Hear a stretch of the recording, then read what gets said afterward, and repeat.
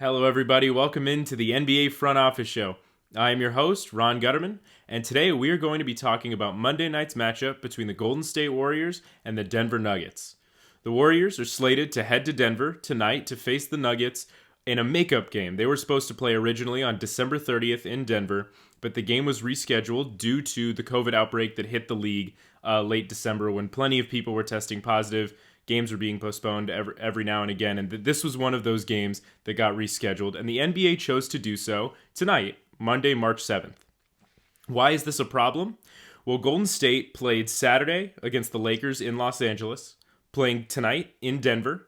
They're playing at home tomorrow night, Tuesday, and then they're back in Denver against the Nuggets again on Thursday.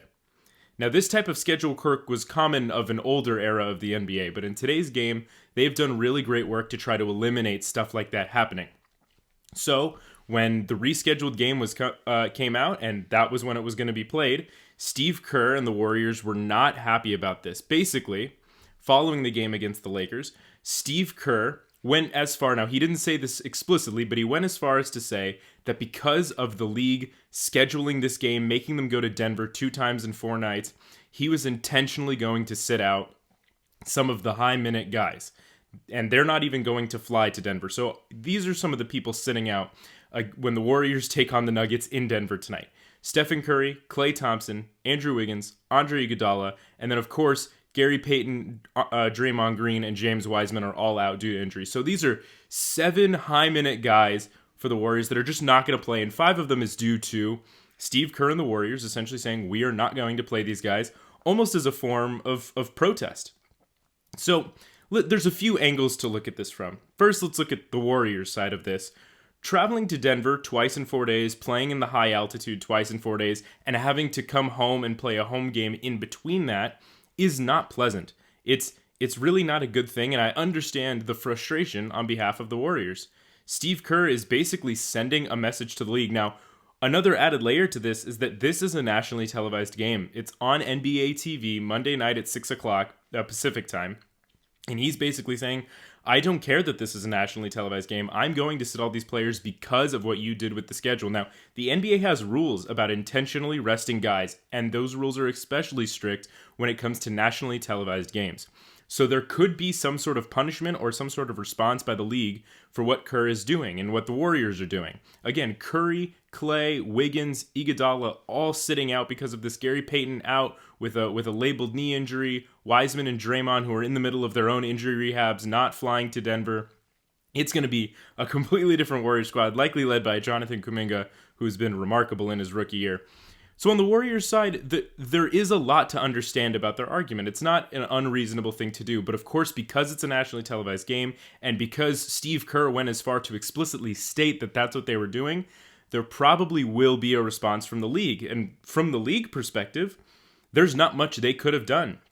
The league is very limited on when they are capable of rescheduling games. It wasn't their fault that the game had to be rescheduled in the first place. There was a COVID outbreak on the Denver Nuggets that led to this postponement, and the league only has so many days that they can reschedule this game.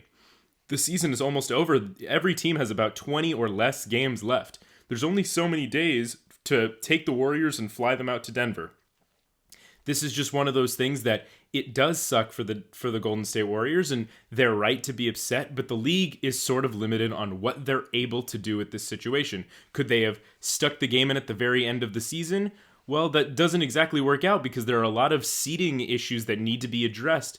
Both teams are very close in the standings to some other teams, and so they need to have these things addressed. They can't just throw it in at the end when the play-in tournament would be happening. Now, let's look at this another way from the Warriors side. Sort of a negative against them, the Warriors have lost 4 straight games. They've lost 8 of their last 10.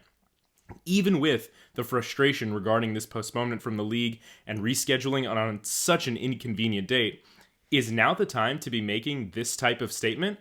Again, you've lost 8 of 10. You're about to fall in the standings. The Memphis Grizzlies have caught up to the Warriors for the number 2 spot in the West, and maybe seeding isn't something the Warriors so much care about, but if you're the 2-seeded Warriors, you feel a lot better playing the winner of the play-in tournament as opposed to being the 3 seed and probably playing the Denver Nuggets, who are sitting there at 6th right now. So Is this the time to be making some kind of statement? The Warriors have decided that yes, it is the time regardless of standings, but it is a bit of a risk this late in the season. And on another note, Denver is going through the same thing. Now, they obviously don't have to travel quite as much, but they are in the middle of their own schedule quirk because of the postponement of this game and playing it on March 7th tonight.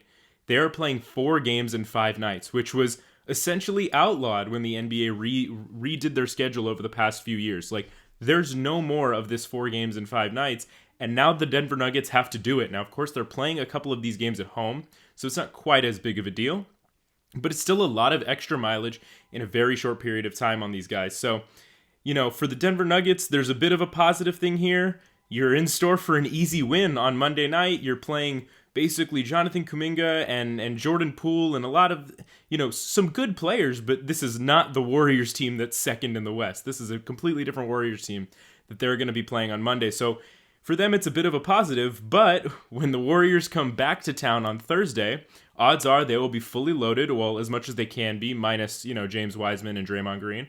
But they're going to be ready to go, and Steve Kerr could be angry, and the team might be looking for a bit of revenge against the league. And so Denver does have to be prepared for that. Denver is only 1 game back of the Dallas Mavericks for the 5th seed in the Western Conference. Now, for them, they might want to stay. They might want to stay at 6, playing either the Grizzlies or the Warriors. Those would be the 2 people that would be the 3 seeds. That might be more appealing than having a series against the Utah Jazz, who are currently locked into that 4 spot. So if Denver moved up, they would have to play Utah in the first round. Maybe they'd prefer to play Golden State or Memphis. I don't know, but maybe they're fighting for that higher seed. And getting a free win would be great for that, but then getting a very hard-fought game on Thursday, more so than a usual, regular season game. It's going to be very interesting to see how all of this reverberates over the next week. And if the league has any punishment, if the league has any response to what Kerr and the Warriors are essentially openly doing. So all of that will be covered over the next week. But I want to thank you guys for watching. Be sure to like and subscribe to watch more videos with me, Trevor Lane, Keith Smith here on Front Office Show. And you can find me, as well as Trevor Lane, on Lakers Nation YouTube channel. Go subscribe there. Everything will be down in the description below. Thank you again for watching. Have a great day.